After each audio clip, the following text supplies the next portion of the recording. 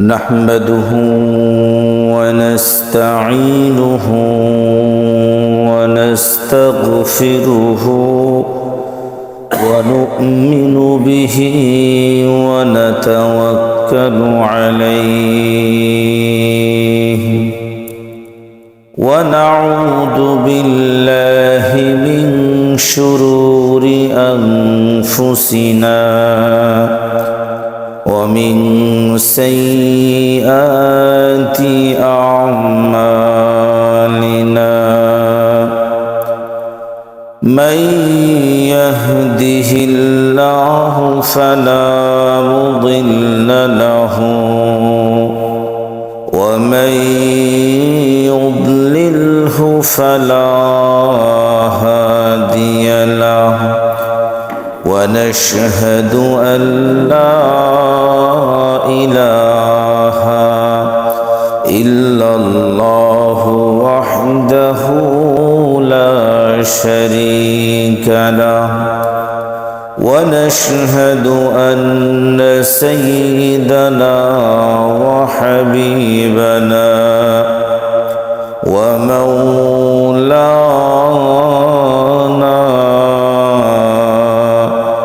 محمدًا عبده ورسوله أما بعد فقد قال الله تبارك وتعالى في كلامه المجيد وفرقانه الحميد أعوذ بالله من الشيطان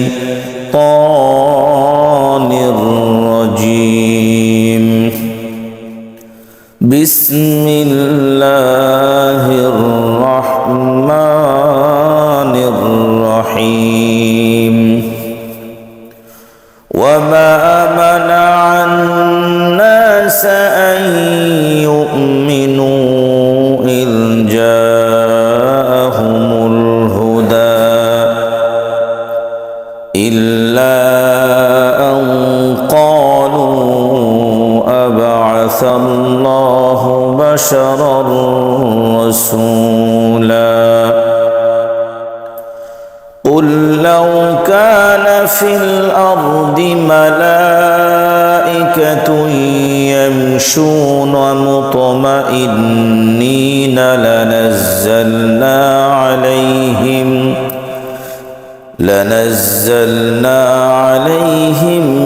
من السماء ملكا رسولا اللهم صل على محمد وعلى آل محمد كما صليت على إبراهيم وعلى آل إبراهيم إنك حميد مجيد اللهم بارك على محمد وعلى آل محمد كما باركت على إبراهيم وعلى آل إبراهيم إنك حميد مجيد আলহামদুলিল্লাহ আল্লাহ রব্বুল আলামিনের অনেক বড় মেহেরবানি যে আল্লাহ রব্বুল আলামিন আমাদেরকে মাগরিবের সালাত আদায় করার পরে পবিত্র কোরআনুল কারীমের আলোচনায় বসার তৌফিক দান করেছেন। এজন্য শুকরিয়া আদায় করি আলহামদুলিল্লাহ। আল্লাহ রব্বুল আলামিন মানুষের হেদায়েতের জন্য, মানুষের কল্যাণের জন্য জান্নাতে যাবার জন্য, জাহান্নাম থেকে মুক্তির জন্য আল্লাহ রাব্বুল আলামিন যুগে যুগে নবী এবং রসুল পাঠিয়েছেন। যে সমস্ত মানুষ আল্লাহকে ভুলে গেছে, আল্লাহর দিকে ফেরানোর জন্য যুগে যুগে নবী এবং রসুল পাঠিয়েছেন। প্রত্যেকটা নবীর উম্মত তাদের নবীদেরকে বলতো যে তুমি কেন আসছো? আল্লাহ পাক যদি আমাদের জন্য নবী পাঠাইতেন তাহলে তুমি মানুষ কেন? আল্লাহ পাক তো ফেরেশতা পাঠানোর দরকার ছিল, অথবা আল্লাহ পাকের নিজের নেমে আসার দরকার ছিল, অথবা ফেরেশতা পাঠাবে অথবা কি নিজে নেমে আসবে। ফেরেশতাদেরকে নবী হিসেবে পাঠাইলে আমরা মানতাম, ফেরেশতাদেরকে নবী হিসেবে মানতাম, যে কথাগুলো শুনতো আমরা আমল করতাম। বাকি আল্লাহ পাকের কি খায় দেয় কোনো কাম নাই, নাউজুবিল্লাহি মিন যালিক, যে আল্লাহ পাক মানুষকে নবী হিসেবে পাঠাইছে। অধিকাংশ নবী এবং রসুলদের উম্মতরা এই কথাই বলতো নবীদেরকে। দাওয়াত নিয়ে গেলে যখন নবী দাবি করতো যে আমি নবী, আল্লাহ পাকের প্রেরিত রসুল আমি, আমাকে তোমরা নবী হিসেবে মানো, তখন বলতো যে আল্লাহ তোমাকে নবী হিসেবে পাঠাবেন কেন? তার একটা যুক্তি দায়ের করতো যে তুমি তো প্রত্যেক নবীকেই বলতো যে আমরা যেই রবের ইবাদত করি, যেই মূর্তির ইবাদত করি, যেই ব্যক্তি বা বস্তুর ইবাদত করি, তুমি তো এর বিরোধিতা করো। হ্যাঁ, বুঝতাম যদি তুমি পক্ষে আমাদের কাজ করতা, আমাদের পক্ষে যদি তুমি থাকতা, তাহলে বুঝতাম হ্যাঁ আল্লাহ পাক তোমার নবী হিসেবে পাঠিয়েছে। তুমি তো আমাদের বিরুদ্ধে কাজ করো, তোমাকে তো নবী হিসেবে পাঠানোর কথা না। আল্লাহ পাক যদি পাঠায় তো ফেরেশতাদেরকে পাঠাবে। এই জন্য আল্লাহ রাব্বুল আলামিন সূরা বানী ইসরাঈলের 94 নম্বর আয়াতের মধ্যে আল্লাহ পাক বলেন, وَمَا مَنَعَ النَّاسَ أَن يُؤْمِنُوا إِذْ جَاءَهُمُ الْهُدَى। মানুষের কাছে যখন হেদায়েত আসতো ঈমান আনার জন্য, ঈমান মানুষ আনবে এমন তো অবস্থায় মানুষের বাধা হয়ে দাঁড়াইতো, ইল্লা আন ক্বালু আবআসাল্লাহু বাশারার রাসূলা, তারা বলতো হলো মানুষকে কেন আল্লাহ পাক নবী হিসেবে পাঠাবেন। এই কথাটাই মানুষের হেদায়েত থেকে তারা ফিরে যেত। একটা কথার দ্বারা, এক আচরণে হেদায়েত তারা পাইতো না। নবী পাইছে, নবীকে দেখছে, নবীর সোহবতেও ছিল, কিন্তু তাদের মন মতো, তাদের মত মতো চলার কারণে, মনের পূজা করার কারণে, মনের খেয়াল খুশি মতো ইবাদত করার কারণে তো তারা ঈমানের মতো দৌলত আর পায় নাই, হেদায়েত পায় নাই। হেদায়েত থেকে তারা দূরে সরে গেছে। শয়তান তাদেরকে কি করছে? দূরে সরাই দিচ্ছে। আন ক্বালু আবআসাল্লাহু বাশারার রাসূলা, তারা বলতো যে আল্লাহ পাক কি মানুষকে নবী হিসেবে পাঠাইছেন? তাহলে প্রত্যেক যুগে নবী এবং রসুলদের উম্মতরা তারা বলতো যে মানুষকে তোমাকে কেন পাঠাইছে? তাদের খাম খেয়াল অনুযায়ী যদি তারা চলতো, নবী আলাইহিস সালাম যদি তাদের মন মতো চলতো, তাহলে তারা বিশ্বাস করতো যে হ্যাঁ আপনাকে নবী হিসেবে পাঠাইছে, ঠিক আছে মানলাম। যেহেতু তাদের মূর্তির বিরোধিতা করে নবীতে, তাদের ইবাদতের বিরোধিতা করে, ইত্যাদি ইত্যাদি উপাসনা করে, এটা নবী আলাইহিস সালামরা বিরোধিতা করেন। এই জন্য তারা বলতেছে যে আল্লাহ পাক মানুষকে কেন পাঠাইছেন? মানুষ তো পাঠানোর কথা না, ফেরেশতাদেরকে পাঠাবে। এই মন মাইন্ড তাদেরকে কি করছে? হেদায়েত থেকে দূরে সরায় দিয়েছে। কিয়ামত পর্যন্ত যত মানুষ এই পৃথিবীতে আসবে, প্রত্যেকটা মানুষ যখন কোরআন এবং সুন্নাহ অনুযায়ী, নিজের মন মতো না, আল্লাহর কোরআন এবং নবীর সুন্নাহ, আল্লাহর কোরআন এবং নবীর সুন্নাহকে যদি আঁকড়ায় যখন ধরতে পারবে, তো এই ব্যক্তিকে হেদায়েত থেকে কেউ সরাইতে পারবে না। এই ব্যক্তি হেদায়েত করে কি থাকবে। এই জন্য পৃথিবী কিয়ামত পর্যন্ত বিভিন্ন দল, বিভিন্ন মত এগুলো আসবে, বিভিন্ন মানে দলমত আসবে। তো বিভিন্ন দলমত যে আসবে, দেখেন ভাইরাস, এক একটা সময় এক এক প্রকারের ভাইরাস আছে। আমাদের মধ্যে কি এক এক সময় এক এক প্রকারের ভাইরাস আসে। ওই ভাইরাসের দেখা যায় নতুন একটা ভাইরাস আসছে, এই ভাইরাসের তোমার টিকে তৈরি হয় না এখনো, এরপরে টিকা তৈরি হয়, মানুষ টিকা নেয়। এক একটা সময় এক একটা ভাইরাস আছে। এক ভাইরাস ওখানে একটা ভাইরাস যদি 5 বছর পুরো থাকে তাহলে মানুষ ওটাকে আর ডরায় না, ভয়ও পায় না, ওটা মানুষ মরেও না। প্রথম জানছে কিছু মরে, এরপরে আর মরে ধরে না। বিভিন্ন সময় বিভিন্ন সুরতে ভাইরাসগুলো আমাদেরকে আক্রমণ করে। কিয়ামত পর্যন্ত আল্লাহ ওয়ালাদেরকে, ইমানদারদেরকে ইমান থেকে সরানোর জন্য বিভিন্নভাবে বিভিন্ন সুরতে, নেক সুরতে আপনার আমার ইমানকে ধ্বংস করবে, এবং যারা ইমান আনে নাই তাদেরকেও ইমান আনতে দিবে না। যাদের ইমান নাই এদেরকে এরকম বোঝাবে, জানেন না আসলে এটা সঠিক না, তুমি যেটাই আসো এটাই সঠিক। বুদ্ধিস্ট যারা আছে তারা মনে করে যে আমাদের এই ধর্মটাই পৃথিবীর মধ্যে সেরা ধর্ম। যারা খ্রিস্টান আছে তারাও কি মনে করে আমাদেরটাই সেরা। ওই শয়তান ওই বুঝটা তাকে দিয়ে রাখছে, এই জন্য তারা হেদায়েত তাদের পাওয়ার কি নাই, সুযোগ নাই। হেদায়েত তারা পায়, হেদায়েত থেকে তারা দূরে সরে গেছে। আল্লাহ পাক, মূল কথা হলো আল্লাহ পাক যদি কাউকে হেদায়েত দেন ওই ব্যক্তি কিন্তু আর ফিরে কেউ পারবে না। এখানে তো আল্লাহ পাক বলছেন যে তাদের ওই কথার দ্বারায়, তাদের ওই মন মাইন্ডের দ্বারাই তারা দিন থেকে সরে গেছে, তারা হেদায়েত প্রাপ্ত হয় নাই, হেদায়েত তারা পায় নাই। এই জন্য কিয়ামত পর্যন্ত যত মানুষ এই দুনিয়াতে আসবে বিভিন্ন ধর্মের নাম দিয়ে শয়তান তাদেরকে অ্যাটাক করে। কেমন যে আমার ধর্মটাই সঠিক, ইসলাম ধর্মটা সঠিক নয়। শয়তান তাদেরকে এভাবে বুঝায়া ওই ধর্মের মোহাব্বত তার দিলের মধ্যে পয়দা করে দিবে, ওই ধর্মের গুরুদের মোহাব্বত তাদের দিলের মধ্যে পয়দা করে দিবে, বিধায় তারা আর ইসলাম ধর্ম গ্রহণ করতে পারবে না। ইসলাম ধর্ম তাদেরকে বিষের মতো মনে হবে। শয়তান বিশ্বের কাছে ইসলাম ধর্মকে জঙ্গি হিসেবে ফুটিয়ে তোলে। কি হিসেবে?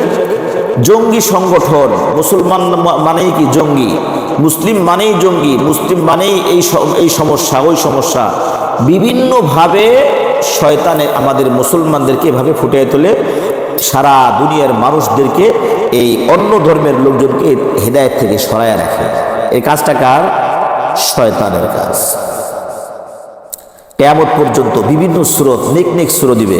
যেমন হিজবুত তৌহিদ একটা দল বের হয়েছে, আহলে কোরআন একটা দল বের হয়েছে, কাদিয়ানি একটা দল, সাদিয়ানি একটা দল, এরকম বিভিন্ন প্রকারের গ্রুপ তৈরি হইতে যাইতেছে। এরা কি দেখেন, দেখা যায় ভালো ভালো মিষ্টি মিষ্টি কথাবার্তা বলে, ভিতরে ইমানের মধ্যে মারাত্মক ধরনের ঝামেলা। আপনি বুঝবেন না, আপনার আমার বুঝার কায়দা নেই। এই জন্য নবী আলাইহিস সালাম বলছেন যে এমন একটা জামানা আসবে যে জামানার মধ্যে ইমান রাখা খুবই মুশকিল। বিভিন্ন দল, বিভিন্ন মত, বিভিন্ন কথাবার্তা করে মানুষ চালাবে, এইটা করবে ওটা করবে। তখন আমার সাহাবীরা, তখন তোমরা আল্লাহ আমি রসুল এবং আমার খোলাফায়ে রাশিদিনদের সুন্নত, আমার সুন্নত এবং খোলাফায়ে রাশিদিনদের সুন্নত মারির দাঁত দিয়ে আঁকড়ে ধরবা। মারির দাঁত দিয়ে মানে কি? আমরা যখন কোনো শক্ত বস্তু খাইতে চাই সেক্ষেত্রে মারির দাঁত ব্যবহার করা লাগে, কারণ আমাদের সামনের দাঁতগুলো হলো নরম, আমাদের সামনের দাঁতগুলো কি হালকা। এটা শক্ত জিনিস কামড় দিলে দাঁত ভেঙে যাবে। আর চতুষ্পদ জন্তুর সামনের দাঁতগুলো হলো কঠিন শক্ত, এরা সামনের দাঁত দিয়ে মনে করেন যে গাছগাছালি ইত্যাদি ইত্যাদি সব খেয়ে ফেলে, কামড়ায় কুমড়ে ভেঙে ফেলে। আর মানুষ যখন কোনো শক্ত জিনিস যদি ভাঙতে চায়, কামড়ায় খেতে চায়, সেক্ষেত্রে মারির নিচে নিতে হয়, মারির দিয়ে শক্ত করে ধরতে হয়, মানে ভাঙার জন্য সহজ হয়। আবার যদি আপনি কোনো কিছু মনে করেন যে একটা রশি, ওই যে ছোটোকালে দেখছি এরকমভাবে রশি বানাইতো, চিকন চিকন করে এরকমভাবে রশি পাকায় পাকায় পাকায় পাকায় রশি বানাইতো, পরে দাঁত দিয়ে ধরে আবার রাখার এরকম এরকম করতো। এই দাঁত যখন বাচ্চাদেরকে ধরাইতো বলতো মারির দাঁত শক্ত করে ধরো। মারির দাঁত মানে কি? মারির দাঁতে ধরা মানে মজবুত করে ধরা। মারির দাঁত দিয়ে ধরলে পরে কি হয়? মজবুত হয়। এই জন্য নবী আলাইহিস সালাম বলছেন এই ফিতনার জামানায় আমার সুন্নত, আবার খোলাফায়ে রাশিদিনদের সুন্নত, মারির দাঁত দিয়ে যেরকম শক্ত করে কোনো জিনিস বা বস্তু ধরো, এরকমভাবে আমার সুন্নত, আমার খোলাফায়ে রাশিদিনদের সুন্নত এরকম শক্তভাবে মজবুতভাবে টাইট করে ধরে পড়ে থাকবা, অন্য কোনো দিকে যাবা না। অন্য কোনো দিকে গেলে তুমি পথভ্রষ্ট হয়ে গেলা, তুমি গুমরা হয়ে যাবা। তুমি এই রাস্তায় থাকলে, আমার খোলাফায়ে রাশিদিনদের সুন্নতকে আঁকড়ে ধরলে, আমার সুন্নত এবং খোলাফায়ে রাশিদিনদের সুন্নত আঁকড়ে ধরলে তুমি আর গুমরা হবা না, পথভ্রষ্ট হবা না। এজন্য কিয়ামত পর্যন্ত বিভিন্ন দল, বিভিন্ন মত, বিভিন্ন দেখা যায় যে আপনাকে বলবে এগুলো ভালো, আপনাকে এভাবে ফুটিয়ে তুলবে জিনিসগুলা যে আপনার মনে হবে জিনিসগুলো 100% আসলেই তো ভালো, আসলেই তো ভালো, এরকম আপনাকে আপনার ব্রেন ওয়াশ করা হবে। এটা শয়তানের কাজ। দেখেন বিভিন্ন কত মানুষ এই দিন থেকে সরে যেতেছে, কত মানুষ এই দিন থেকে সরে যেতেছে। আহলে হক উলামায়ে কিরামের কাছে কয়জন যায়, কয়জন যায়? অধিকাংশ ভণ্ড মাজার পূজারী যাদের কাছে গেলে ইমান নষ্ট হয়ে যায়, তাদের কাছে যে যায় মানুষ আস্তে আস্তে ইমান নষ্ট হয়ে যেতেছে, ইমান নষ্ট হয়ে যেতেছে। নামাজ নাই, কালাম নাই, কেন? আমি পীর সাহেবের বায়াত হয়েছি, পীর সাহেবই আমার ভেস্তে নিয়ে যাবে, নাউজুবিল্লাহি মিন যালিক। এভাবে মানুষ কি হয়ে গেছে?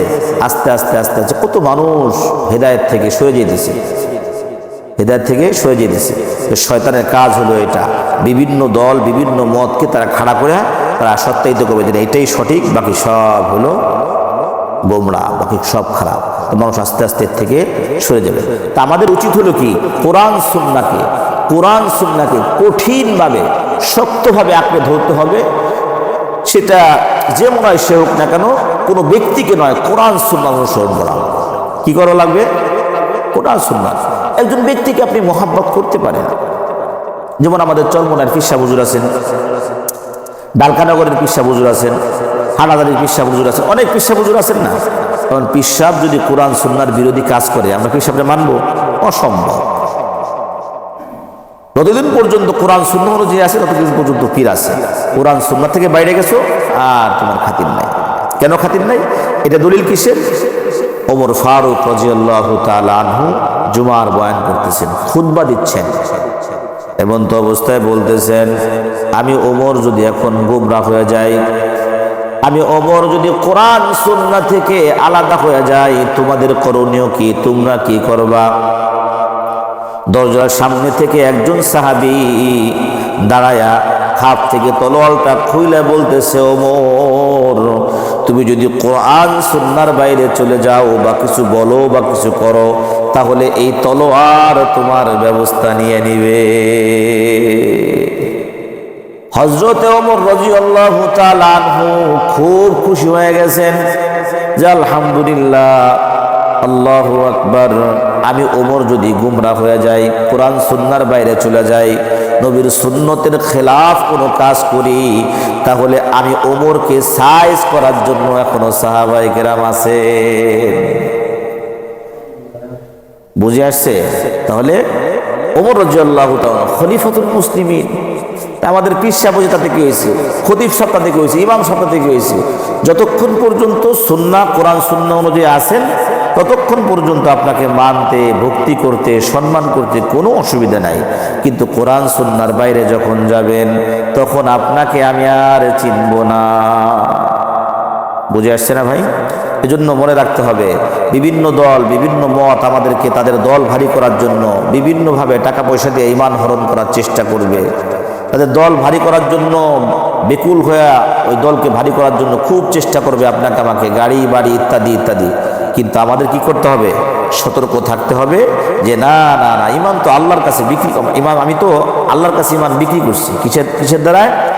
ইন্নাল্লাহা আশতারা মিনাল মুমিনিনা আনফুসাহুম, মুমিন ব্যক্তির কাছ থেকে আল্লাহ রাব্বুল আলামিন ঈমান এবং জান এবং মাল কিনে নিয়েছেন। কিসের দ্বারায়? আল্লাহ পাক বলতেছেন, জান্নাতের বিনিময়ে মুমিন ব্যক্তির জান মাল আমি কিনে নিয়েছি। মুমিন ব্যক্তির জান মাল কে কিনছেন? আল্লাহ পাক। বিনিময় কি? জান্নাত। এই যে দুনিয়ার কোনো মানুষ যতই লোভ দেখাক না কেন, যত লোভ দেখাক না কেন, খবরদার ঈমান থেকে সরা যাবে না। এজন্য আল্লাহ রাব্বুল আলামিন বলতেছেন, ওই কাফের মুশরিকরা এদের হেদায়েতটা যখন তাদের কাছে হেদায়েত আসতো, নবী আলাইহিস সালামরা হেদায়েতের কথাবার্তা বলতো, তখন তাদের এই কথাই হেদায়েত থেকে তাদেরকে সরায় নিত। কোন কথাটা? তারা বলতো, ক্বালু আবআসাল্লাহু বাশারার রাসূলা, আরে আল্লাহ পাক কি মানুষকে রাসূল হিসেবে পাঠাইছেন? এরপর আল্লাহ রাব্বুল আলামিন এই কথার জবাব দিচ্ছেন, قل لو كان في الأرض ملائكة يمشون مطمئنين لنزلنا عليهم من السماء ملكا رسولا আল্লাহ পাক বলতেছেন, রসুল আপনি এই কাফের মুশরিকদেরকে বলেন, লাউ কানা ফিল আরদি মালাইকাতুন ইয়ামশুনা মুতমাইন্নিনা, যদি ফেরেশতারা দুনিয়ার মধ্যে বিচরণ করত, দুনিয়ার মধ্যে যদি তারা সচরাচর বিচরণ করত, তাহলে নাযালনা আলাইহিম মিনাস সামাই, আমি তাহলে আমি নাজিল করতাম তাদের জন্য মিনাস সামাই মালাকার রাসূলা, তাহলে আমি আসমান থেকে ফেরেশতাকে রসুল হিসেবে দুনিয়াতে পাঠাইতাম। হে রসুল আপনি কাফেরদেরকে বলেন, এই দুনিয়ার মধ্যে তো ফেরেশতারা নাইমা সচরাচর বিচরণ করে না, জীবন যাপন করে না, এভাবে ঘুরে ফিরে বেড়ায় না। যদি একজন ফেরেশতাকে আমি নবী হিসেবে দুনিয়াতে পাঠাই, তাহলে দুনিয়ার মানুষ এই ফেরেশতাকে দেখা স্টপ করে মারা যাবে। ফেরেশতাদের আকৃতি যদি নিয়ে যদি দুনিয়াতে ফেরেশতারা আসে, তাহলে মানুষ কি ঠিক থাকবে? হায় হায়, একটা সাপ দেখলে হায় কলজে কাঁপে যায়। যদি রাত্রেটা ইন্দুরের উপরে পাড়া লাগে, ইন্দুর তাই তো অবস্থা খারাপ হয়ে যায়। আর যদি ফেরেশতাদের রূপ নিয়ে আসে, হাজার হাজার পাখা নিয়ে এরকম উড়ে যদি আসে, এসে যদি বলে আল্লাহ পাক আমারে পাঠাইছে, আমি নবী, তুমি ঈমান আনো, হক পথে চলো, হালাল খাও, হারাম থেকে বর্জন করো, এই করো, ফেরেশতাদের দেখলে মানুষের জান ঠিক থাকবো? একেবারে জায়গায় বেড়ে স্টক করে মারা যাবে। আল্লাহ রাব্বুল আলামিন বলতেছেন, ফেরেশতারা যদি এরকম হইতো, দুনিয়ার মধ্যে স্বাভাবিকভাবে বসবাস করতেছে, এই জায়গা যাইতেছে সেই জায়গা যাইতেছে, সবার সাথে উঠা বসা করতেছে, কথাবার্তা বলতেছে, খাইতেছে, নাইতেছে, বিয়ে শাদী করতেছে, দুনিয়ার সমস্ত কাম কাজ যদি তারা করতো, তাহলে আমি রব তাদেরকে ফেরেশতা হিসেবে রসূল হিসেবে দুনিয়াতে পাঠাইতাম। যেহেতু ফেরেশতাদেরকে মানুষরা দেখতে পায় না, যেহেতু ফেরেশতাদেরকে মানুষরা দেখতে পায় না, তারা দুনিয়াতেও বসবাস করে না, তাদের স্থান হলো আসমানে। 1 2 3 4 5 6 7, এই 7 আসমান ভরা খালি ফেরেশতা যে কত, এটা আল্লাহ পাক ছাড়া আর দ্বিতীয় কোনো ব্যক্তি জানে না। অসংখ্য অগণিত ফেরেশতার আল্লাহ পাক বানাই রাখছেন, অসংখ্য অগণিত ফেরেশতাকে আল্লাহ পাক বানাই রাখছেন। অগণিত ফেরেশতা সেজদায়, অগণিত ফেরেশতা দাঁড়ায়া, অগণিত ফেরেশতা রুকুতে, অগণিত ফেরেশতা সুবহানাল্লাহ বলতেছে, অগণিত ফেরেশতা বিভিন্ন প্রকার জিকির করতেছে। এত ফেরেশতা, অগণিত ফেরেশতা বানাইছেন। আর ফেরেশতারা কোথায় থাকে? আসমানবাসী। ফেরেশতাদেরকে কি বলা হয়? আসমানবাসী বলা হয়। আর দুনিয়াবাসী কারা?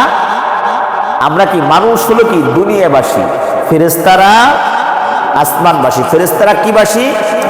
আসমানবাসী। কেউ দুনিয়াতে ফেরেশতা আছে না? আছে। কিন্তু দুনিয়াতে ফেরেশতা যদি নামে, আপনার আমার সাথেই ফেরেশতারা আছে। আপনার আমার ডাইনে ফেরেশতা, বামে ফেরেশতা, সামনে ফেরেশতা, পিছনে ফেরেশতা আছে। আপনি যেখানেই যান না কেন, ফেরেশতারা কিন্তু আপনার আমার সাথে আছে। যখন একটা পুরুষ বা মহিলা উলঙ্গ হয়, তখন ফেরেশতারা দূরে দাঁড়ায় থাকে, লজ্জায় কি পায়? দূরে দাঁড়ায় থাকে। যখন স্বামী স্ত্রী একত্র হয়, তখনও ফেরেশতারা দূরে দাঁড়ায় থাকে। যখন উলঙ্গ হয়, দূরে দাঁড়ায় থাকে, ফেরেশতারা কাছে থাকে না, দূরে থাকে। দূর থেকে সব রিপোর্ট করতে থাকে। দূর থেকে কি করে? রিপোর্ট করতে থাকে। ওই যে শোনেন নাই, ইব্রাহিম আলাইহিস সালামের কাহিনী শুনেন নাই? ইব্রাহিম আলাইহিস সালামকে যখন আগুনের মধ্যে নিক্ষেপ করা হবে, যখন আগুনের মধ্যে নিক্ষেপ করবে, এমন তো অবস্থায় অসংখ্য অগণিত ফেরেশতারা ইব্রাহিম আলাইহিস সালামকে শক্ত করে ধরে রাখছে। দুনিয়ার মানুষের টানে ইব্রাহিম আলাইহিস সালামকে নড়াইতে পারে না, ফেরেশতারা ধরে রাখছে। দুনিয়ার মানুষ তো ফেরেশতাদেরকে দেখে না, ফেরেশতারা কিন্তু দেখে, দুনিয়ার মানুষ দেখে না। ইব্রাহিম আলাইহিস সালামকে ধরে রাখছে, খুব টানাটানি করতেছে, কেউ নড়াইতে পারে না। চলে গেছে নমরুদের কাছে। নমরুদ মশাই, ইব্রাহিমকে তো একটু নড়ানো যাইতেছে না, আগুনের মধ্যে ফেলানো যাইতেছে না। নমরুদ তো খোদায় দাবিদার, সে বুঝে ফেলছে এখানে আমার কোনো কাজ নাই, আল্লাহ পাক এখানে খেলতেছেন। আল্লাহ পাকের ফেরেশতারা ইব্রাহিম আলাইহিস সালামকে ধরে ফেলছেন। তখন ওখানকার পণ্ডিত পরামর্শ দিল যে যদি এরকম যুবক যুবতীদের এখানে জিনা করানো হয়, তাহলে এই জিনা যখন শুরু হবে ফেরেশতারা এখান থেকে সরে যাবে, ওই সময় ইব্রাহিমকে ধরে আগুনের মধ্যে ফেলানো যাবে। যেই পরামর্শ সেই কাজ। যুবক যুবতীদেরকে ওখানে এরকম ভাবে একত্র করা হইলো, জিনার কাজ করতে দেয়া হইল। তারা যখন জিনা শুরু করে দিল, আল্লাহ পাকের রহমতের ফেরেশতাগুলো ওখান থেকে সরে গেল, ইব্রাহিম আলাইহিস সালামকে আগুনের মধ্যে নিক্ষেপ করে দিল। তাহলে বোঝা গেল কি বললাম, যে যখন গুনার কাজ হয়, যখন জিনা ব্যভিচার হয়, ফেরেশতারা দূরে সরে যায়। যখন কোনো পুরুষ মহিলা উলঙ্গ হয়, ফেরেশতা দূরে সরে যায়। যখন স্বামী স্ত্রী একত্র হয়, তখন কি করে, ফেরেশতারা দূরে সরে যায়। ফেরেশতারা আপনি আমি দেখতে পাই না, ফেরেশতারা কিন্তু সব জায়গায় আছে। জুমার সময় আলোচনা করা হয়, জুমার গেটের মধ্যে, মসজিদের গেটের মধ্যে ফেরেশতারা দাঁড়ায় থাকে। যে ব্যক্তি প্রথমে আছে তার নাম উঠানো হয়, প্রথম গ্রুপ, দ্বিতীয় গ্রুপ, চতুর্থ গ্রুপ, এরকম গ্রুপগুলো লিখতে লিখতে লিখতে ইমাম সাহেব যখন খুতবা শুরু করে দেন, তখন ফেরেশতারা খাতাটা বন্ধ করে খুতবা শুনতে বসে পড়ে। তাহলে হাদিস দ্বারা কি বোঝা গেল, যে ফেরেশতারা দুনিয়ার মধ্যেও তো আছে। তাহলে আপনি আমি যে প্রত্যেক দিন জুমার নামাজ পড়তে আসি, কয়জন ফেরেশতারা দেখছি বলেন? দেখছেন দু একজন রে? সালাম কালাম হয়? সালাম কালাম হয় না, আমরা সালাম দেই না। কিন্তু আমরা যখন ঘরে ঢুকি তখন কিন্তু সালাম দেওয়া সুন্নত। যখন কোনো ব্যক্তি ঘরে, নিজের ঘরে প্রবেশ করবে, তখন কি করতে হবে? আসসালামু আলাইকুম ওয়া রাহমাতুল্লাহি ওয়া বারাকাতুহু। সালাম দিতে হয় কেন? ঘরের মধ্যে ফেরেশতারা থাকে, জিন জাতি থাকে, এরাও সালামের উত্তর দেয়। আমি দেখি আর না দেখি ফেরেশতারা কি আছে। তাহলে বোঝা গেল দুনিয়ার মধ্যেও ফেরেশতারা আছে, আসমানের মধ্যেও আছে। কিন্তু ফেরেশতাদেরকে বলা হয় আসমানবাসী, মানুষদেরকে বলা হয় দুনিয়াবাসী। যে যেখানে বসবাস করে সেখানে তারা গেলে দেখা যায়। তারা গেলে কি দেখা যায়? আসমানে যদি আপনি ওঠেন তাহলে ফেরেশতাদেরকে দেখতে পারবেন। আমরা হয়তো আমাদেরকে দেখাও না যাইতে পারে, কিন্তু আসমানে যদি ওঠেন তাহলে দেখতে পারবেন। দলিল হইল নবী আলাইহিস সালাম মেরাজের রাত্রিতে যখন প্রথম আসমানের গেটে গেল, আসমানের গেটে যাবার পর যখন দরজাটা নক করলেন জিবরিল আলাইহিস সালাম, আসমানের গেট থেকে ফেরেশতারা জিজ্ঞাসা করলেন মান আনতা, তুমি কে? আনা জিবরিল। ওমান হুয়া রাজুল, তোমার সাথে কে? ওমা মাহু, তোমার সাথে কে? বলতেছে নবী মুহাম্মদুর রাসূলুল্লাহ সাল্লাল্লাহু আলাইহি ওয়াসাল্লাম। ফেরেশতারা বলতেছে এই ব্যক্তির কি আসমানে আসার অনুমতি আছে নাকি? জিবরিল আলাইহিস সালাম তখন বলছেন হ্যাঁ হ্যাঁ, একে আসমানে আসার অনুমতি আছে। নবী আলাইহিস সালাম তখন নবী আলাইহিস সালামকে নিয়ে আসমানের মধ্যে প্রবেশ করলেন। নবী আলাইহিস সালাম কি করলেন? প্রবেশ করলেন। নবী আলাইহিস সালাম প্রথম, দ্বিতীয়, তৃতীয়, চতুর্থ, পঞ্চম, ষষ্ঠ আসমান ভ্রমণ করছেন। প্রত্যেক আসমানে নবীদের সাথে সাক্ষাৎ হয়েছে। আরে হয়েছে না? প্রত্যেক আসমানে নবীদের সাথে সাক্ষাৎ হয়েছে। এরপরে জান্নাত জাহান্নাম আল্লাহ পাক তাকে দেখাইছেন। জাহান্নামের মধ্যে আযাব আর গজব হইতেছে দেখাইছেন। সেখানে ফেরেশতারা আযাব দিতেছে, এটাও আমার নবী স্বচক্ষে দেখে এসেছে। তাহলে বোঝা গেল কি আসমানবাসী যেখানে বসবাস করে ওখানে তারা তাদেরকে পরিপূর্ণ চেহারায় দেখা যায়। নবী আলাইহিস সালাম দেখে আসছেন না? আমরা দুনিয়াবাসী, ফেরেশতারা দুনিয়ায় যখন আমাদের নামে রিপোর্ট করে, আমাদের সবকিছু আদান প্রদান করে, আমরা ফেরেশতাদেরকে দেখি না, কিন্তু ফেরেশতারা আমাদেরকে দেখে। ফেরেশতারা কি করে? আমাদেরকে দেখে। জান কবজ করে, তার নাম কি? মালাকুল মউত। জান কবজ করে, তার নাম কি? মালাকুল মউত। এই মালাকুল মউত কি একলাই জান কবজ করে? না না না, একলা করে না। তার অসংখ্য অগণিত সেনাবাহিনী আছে, বাহিনী আছে, তাদের মাধ্যমে রূহ কবজ করা হয়। মেঘ বৃষ্টি পরিচালনা করে হযরতে মিকাইল আলাইহিস সালাম কে? হযরতে মিকাইল আলাইহিস সালাম মেঘ বৃষ্টি পরিচালনা করেন। রিজিক পরিচালনা করেন কে? মিকাইল আলাইহিস সালাম। এটা তাকসিম করেন মিকাইল আলাইহিস সালাম। কই যে আপনারা আমরা যে খাই বৃষ্টি বাদলের দিনে, মিকাইল আলাইহিস সালাম দেখছি কখনো? না না দেখিনি। তো অসংখ্য অগণিত ফেরেশতারা আছে, মিকাইল আলাইহিস সালামের আন্ডারে কি আছে? অসংখ্য অগণিত ফেরেশতা আল্লাহ পাক দিয়ে রাখছেন। বুঝে আসছে? তাহলে কি ফেরেশতাদের স্থান কোথায়? আসমানে। ফেরেশতাদের স্থান কোথায়? ফেরেশতাদেরকে বলা হয় আসমানবাসী, আর মানুষদের কি বলা হয়? দুনিয়াবাসী। মানুষদের কি বলা হয়? দুনিয়াবাসী। জিনও দুনিয়াবাসী। জিনও কি? দুনিয়াবাসী। মানুষ এবং জিন দুনিয়াবাসী। জিনদেরকে দেখা যায় না, আমাদেরকে দেখা যায়, কারণ আল্লাহ পাক বলছেন ওমা খলাকতুল জিন্না ওয়াল ইনসা ইল্লা লিয়াবুদুন। মানুষ এবং জিন জাতির কি হবে? জিন জাতির জন্য আল্লাহ পাক ইবাদতের জন্য এই দুই জাতিকে বানাইছেন। তাহলে মানুষ এবং জিন জাতি কি? দুনিয়াবাসী। এই জন্য আল্লাহ পাক বলতেছেন قُلْ لَوْ كَانَ مَعْكُمْ لَوْ كَانَ فِي الْأَرْضِ مَلَائِكَةٌ يَمْشُونَ مُطْمَئِنِّينَ। যদি আল্লাহ পাক বলতেছেন নবী আপনি তাদেরকে বলেন, যদি ফেরেশতা দুনিয়ার মধ্যে এরকম চলাচল করত, কি করত? রিল্যাক্স মোডে চলাচল করত, লানাজ্জালনা আলাইহিম মিনাস সামাই মালাকার রাসূলা, তাহলে আমি রব এই ফেরেশতাদেরকে নবী হিসেবে পাঠাইতাম। তারা তো দুনিয়ার মধ্যে সচরাচর সাধারণভাবে রিল্যাক্সে চলাফেরা করে না। তাদেরকে যে দায়িত্ব দেওয়া হয়েছে ওই দায়িত্ব অনুযায়ী তারা কাজ করে, তাদেরকে দুনিয়ার মানুষ দেখতেও পায় না। এখন যদি ফেরেশতাদেরকে নবী হিসেবে পাঠাইতে হয়, তাহলে তো দুনিয়ার মানুষের সামনে ফেরেশতাদের পরিপূর্ণ আকৃতি নিয়ে যাওয়া লাগবে। ফেরেশতারা আমাকে দাওয়াত দেবে কিভাবে? আমাদেরকে যে নবুয়তের দাওয়াত দিবেন কিভাবে, যদি আমরা তাকে নাই দেখতে পারি? তাই না? আরে কথা বুঝতেছেন তো? যদি ফেরেশতা আল্লাহ পাক পাঠাইতেন, তাহলে ফেরেশতাদের তো পরিপূর্ণ রূপ নিয়ে আমাদের কাছে আসতে হইতো, সালাম মোসাফা হইতো, কি করেন কোলাকুলি হইতো, ওয়াজ করতো, আমরা বুঝে শুনতাম। তাহলে আল্লাহ পাক বলেছেন যদি এদেরকে পাঠাইতাম, এদেরকে দেখেই তোমরা হার্ট ফেল করতে।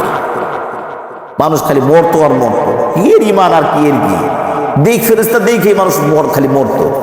এই জন্য আল্লাহ পাক বলেছেন না, আমি পাঠাইতাম, কিন্তু পাঠাইলে তোমাদের জন্য ভালো হইতো না। তোমরা আরো হিদায়াত থেকে হিদায়াত তুমি গ্রহণ করবা কি, ইসলাম গ্রহণ করবা কি, ফেরেশতাদের দেখেই তুমি মরে যেতা।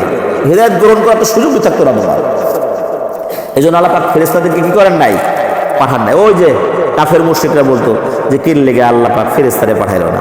ফেরেশতারে পাঠাইতো, ফেরেশতা নাইমে আমাদেরকে দাওয়াত দিত, দিনের দাওয়াত দিত, আল্লাহর কথা বলতো, ভালো কথা বলতো, আমরা মানতাম।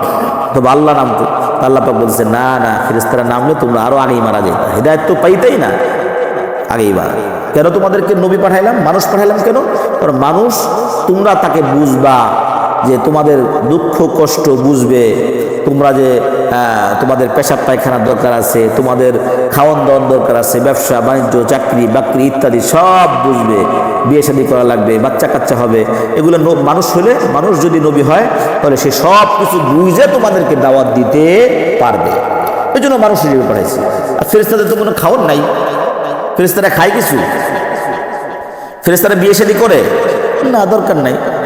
তা আপনার আমার যদি বিয়ে শাদী করার না লাগতো, যৌবনের চাহিদা না থাকতো, আর পেট না থাকতো, সারাদিন মসজিদে বলে থাকলে অসুবিধা ছিল?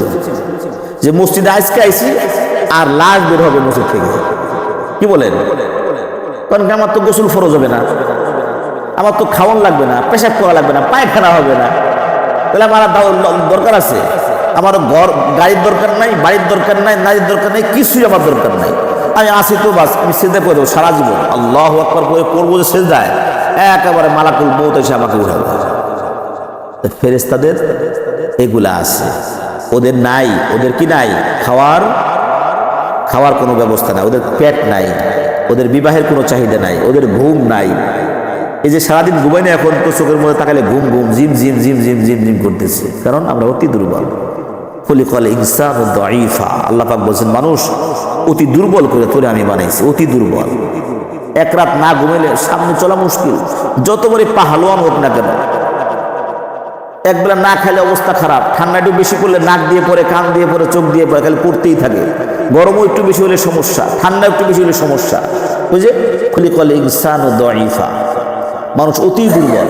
না একটু ঠান্ডা সহ্য হয়, না গরম সহ্য হয়, কোনো কিছুই সহ্য হয় না।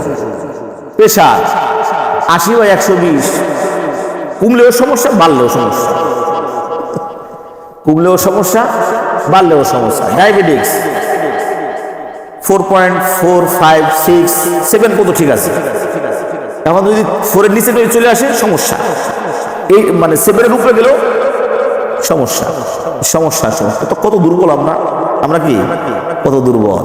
এই যে একটা, এই যে তাফসিরের জন্য একটা টেবিল একজনে বানাই দিছে, এটার গ্যারান্টি আছে, এটা হয়তো আরো 5 বছর টিকবে, গ্যারান্টি দেওয়া যায়।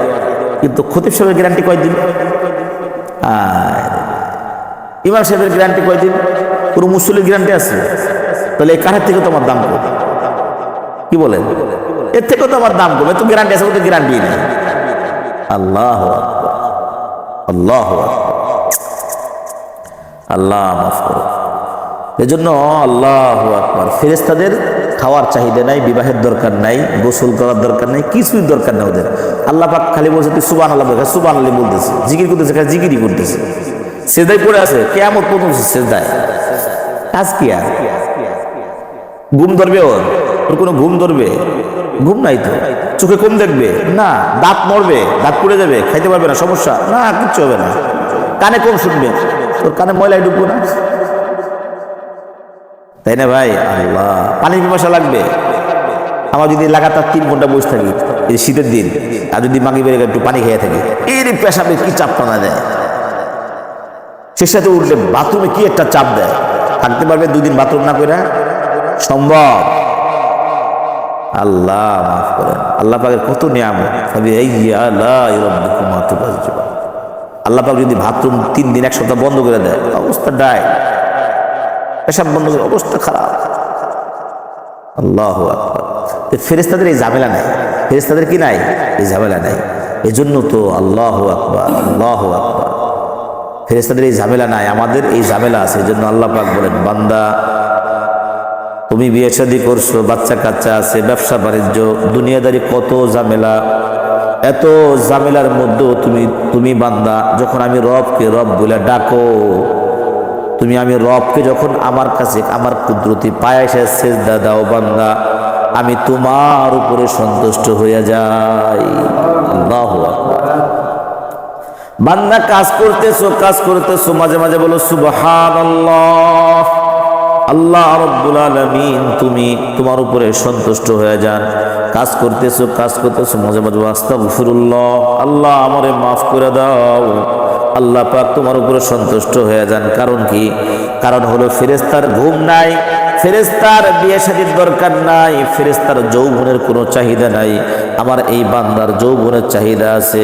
আমার এই বান্দা পেটের ধান্দা করণ লাগে, দুনিয়াদারি করণ লাগে। এই হাজারো ব্যস্ততার মধ্যে, ব্যস্ততা থেকে আল্লাহ পাক বলেন, আমি যে ব্যস্ততার মধ্যে তোমাকে রাখলাম, এই ব্যস্ততার মধ্যেও তুমি যখন আমি রবকে রব হিসেবে ডাকলা, আমি রব তোমার উপরে সন্তুষ্ট হয়ে গেছি রে বান্দা। বুঝে আসছে? ফেরেশতা তো খালি সেজদা দিবে। আল্লাহু আকবার। আমাদের দাম অনেক বেশি, অনেক বেশি। এজন্য কাফের মুশরিকরা এই যখন আবদার করছে, আল্লাহ রাব্বুল আলামিন বলছেন যে না না না, এই ফেরেশতা দুনিয়াতে পাঠাইলে তোমরা ফেরেশতারে দেখেই মইরা যাইতা, তোমরা আর ঈমান আনার তোমাদের সুযোগ হইতো না। লানাজ্জালনা আলাইহিম মিনাস সামাই মালাকার রাসূলা। আল্লাহ বলেছে যদি হ্যাঁ এরকম ভাবে বসবাস করতো, তোমাদের সাথে সালাম কালাম হইতো, তোমরা দেখতা, সালাম কালাম হইতো, একসাথে বইসা খাইতা নাইতা, সেক্ষেত্রে এই পানি দাও ভাই, ওই হুজুর, তো তাহলে কি? তাহলে ফেরেশতা পাঠাইতাম, তাহলে ফেরেশতা পাঠাইতাম। এই জন্য ফেরেশতা পাঠায়নি। আল্লাহ রাব্বুল আলামিন কুল ইয়া রাসূল, আপনি বলে দেন, কাফা বিল্লাহি শাহীদাম বাইনি ওয়া বাইনাকুম। বিসমিল্লাহ।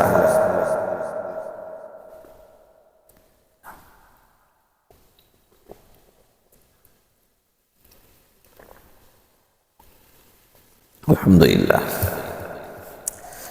অনেক সময় হয়ে গেছে, আমরা একটা পড়ি ছোট। আল্লাহ রাব্বুল আলামিন বলেন, কুল হে রাসূল আপনি তাদেরকে বলেন, কাফা বিল্লাহি শাহীদাম বাইনি ওয়া বাইনাকুম, আমার রব যথেষ্ট তোমাদের আর আমার মধ্যে, তোমার আর আমার মধ্যে সাক্ষ্য হওয়ার জন্য। আমি যে তোমাকে দাওয়াত নিয়েছি, দিনের দাওয়াত তোমার জন্য নিয়ে আসলাম, এই সাক্ষী কি? আল্লাহই যথেষ্ট। সাক্ষী কে? কাফের মুশরিকদের কাছে তো আল্লাহ পাক দাওয়াত পাঠাইছেন। আল্লাহ পাক কিন্তু জালেম না, নাউযুবিল্লাহি মিন যালিক। আল্লাহ পাক কারো উপরে জুলুম করবেন না, কারো উপরে না। একজন ব্যক্তির কাছে হেদায়েতের দাওয়াত যায় নাই, হেদায়েতের দাওয়াত যাবে, সে হেদায়েত গ্রহণ না করলে পরে আল্লাহ পাক আযাব পাঠাবে। এমনি এমনি না, আগে নবী পাঠাইছেন, প্রত্যেক কওমের নবী পাঠাইছেন, এরপরে দাওয়াত দিয়েছেন, দাওয়াত গ্রহণ না করলে পরে আল্লাহ পাক আযাব পাঠাইছেন। এজন্য আল্লাহ পাক কাফের মুশরিকদের কাছে পাঠাইছেন, মক্কার কাফের মুশরিকদের পাশে পাঠাইছেন, দাওয়াত দাও, ইয়া রাসূল দাওয়াত দেন, দিছে, তারা মানে না। তখন আল্লাহ পাক বলছে, আল্লাহ ইয়া রাসূল আপনি বলেন যে আমি যে আপনাকে পাঠাইছি, ওরা যে আপনার কথা মানলো না, অমান্য করলো, এই সাক্ষীকে কাফা বিল্লাহি শাহীদাম বাইনি ওয়া বাইনাকুম, আল্লাহই আমাদের সাক্ষী থাকবে, আল্লাহ পাকই কি আমাদের সাক্ষী থাকবে। ইন্নাহু কানা বিইবাদিহি খবীরাম বাসীরা, নিশ্চয়ই আল্লাহ রাব্বুল আলামিন তার বান্দার প্রত্যেকটা ব্যাপারগুলা দেখেন এবং জানেন এবং বোঝেন।